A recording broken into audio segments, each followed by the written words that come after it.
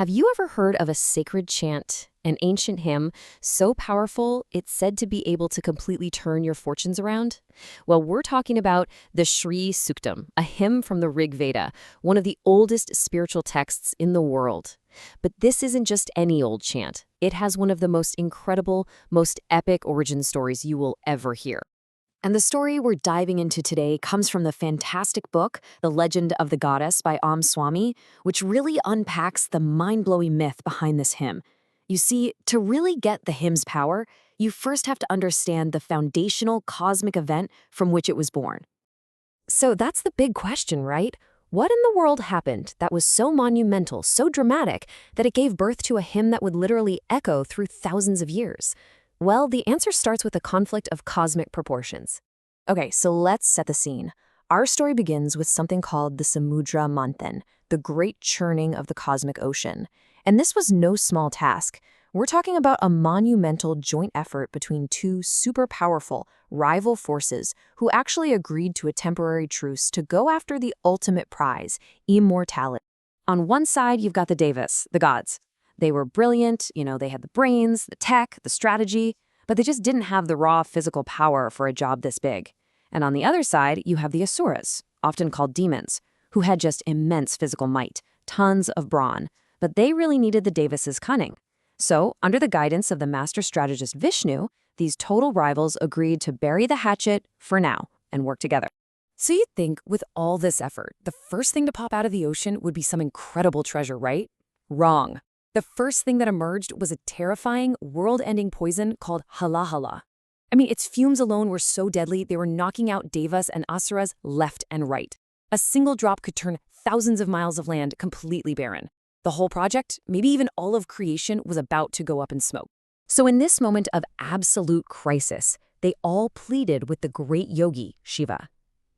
And this is where it gets really interesting. See, Shiva was reluctant at first. He wasn't on either side of this conflict. But for the sake of the multiverse, and because of his deep bond with Vishnu, he agreed to step in. He took the entire bowl of poison and drank it, holding it in his throat, which turned this deep, dark blue. This selfless act earned him the name Nilakanta, the one with the blue throat. Just incredible. All right, so with the poison neutralized, the churning got back underway, and now the real treasures started to appear. First up was Kamadhanu, the wish-fulfilling cow. Then came Uchashravas, this absolutely stunning white stallion that the Asura king claimed. After that, Airavata, the majestic white elephant. And then a whole host of celestial nymphs, the Apsaras, whose beauty caused such a stir it nearly started a war right then and there. But listen, as amazing as all that was, it was basically just the opening act. The churning continued, and it was like the entire universe held its breath for what was about to emerge.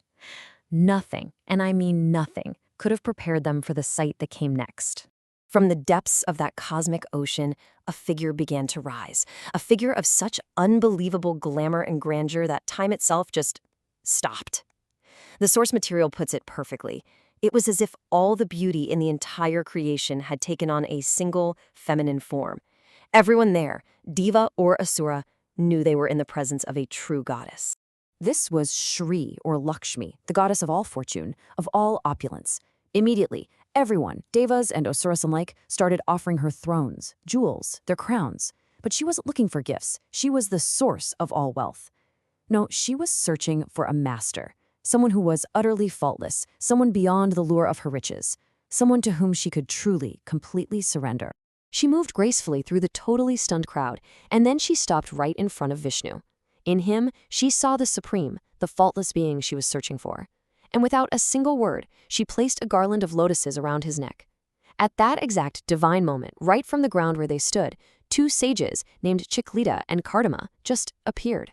And Chiklita, seeing his divine mother, was so moved that he began to chant a verse of praise. And that chant, well, that was the very first verse of the Sri Suktam. For the first time in all of history, the goddess of fortune could be invoked by anyone, anywhere, just through her sonic form.